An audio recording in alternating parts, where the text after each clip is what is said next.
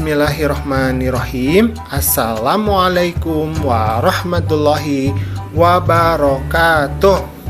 Alhamdulillah anak-anakku, kita dapat berjumpa kembali.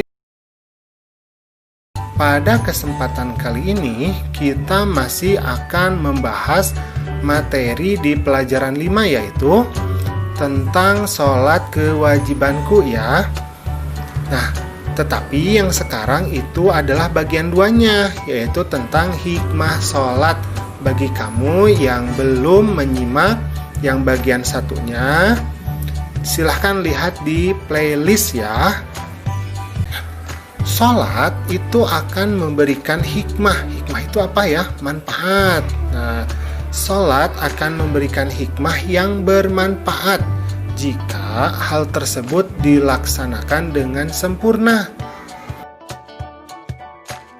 memenuhi syarat dan rukunnya, khusyuk dan ikhlas karena Allah. Jadi sholatnya harus ikhlas nih, nggak boleh sholatnya main-main atau karena takut ya disuruh orang tua atau guru. Nggak boleh, harusnya kita sholat itu secara ikhlas dari dalam diri kita sendiri. Nah, hikmah sholatnya diantaranya ini sebagai berikut ya. Yang pertama, dengan sholat kita akan selalu mengingat Allah. Karena kita sedang beribadah, menyembah Allah, pastinya kita akan mengingat Allah.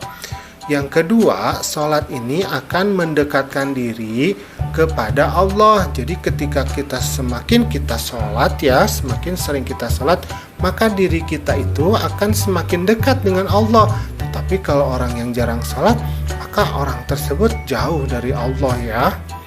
Kemudian sholat juga ini akan membuat kita disiplin waktu. Karena sholat kan ada 5 waktu ya, sholat wajib itu. Maka kita akan terbiasa untuk melakukan disiplin waktu. Kemudian yang keempat, sholat juga ini mengajarkan kita untuk hidup bersih. Karena ketika kita mau sholat, kita harusnya kan berwudu terlebih dahulu ya, membersihkan diri kan. Kemudian yang kelima, hidup tertib dan teratur. Jadi karena kita sering sholat dengan waktu-waktu tertentu, maka hidup kita akan menjadi lebih tertib dan teratur pastinya. Yang keenam, dengan sholat kita akan bersikap rendah hati ya. Kita tidak akan menjadi sombong karena kita selalu menghambakan diri kepada Allah, kepada Tuhan kita. Dan apa-apa yang kita miliki itu sesungguhnya adalah milik Allah. Jadi kita beribadah, maka hati kita akan menjadi lebih rendah. Kemudian dengan sholat juga yang ketujuhnya, hidup akan menjadi lebih damai dan menyebarkan keselamatan. Dengan kita sholat, maka hati kita menjadi lebih damai. Yang kedelapan, hati akan menjadi tenang dan tentram. Coba kamu rasakan setelah sholat, enak ya, hatinya menjadi tenang, hatinya menjadi tentram ya. Karena memang itu salah satu manfaat dari sholat.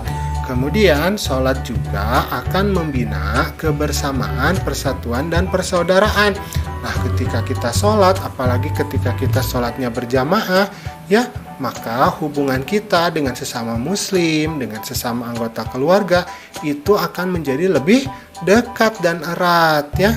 Nah, yang ke-10, sholat akan memelihara diri kita dari perbuatan dosa.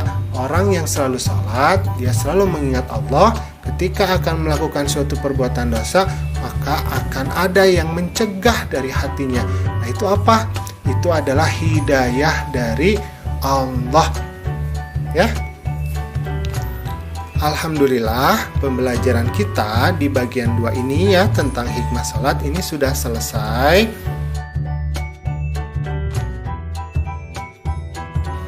Kamu jangan lupa ya untuk melaksanakan sholat di rumah ya. Assalamualaikum.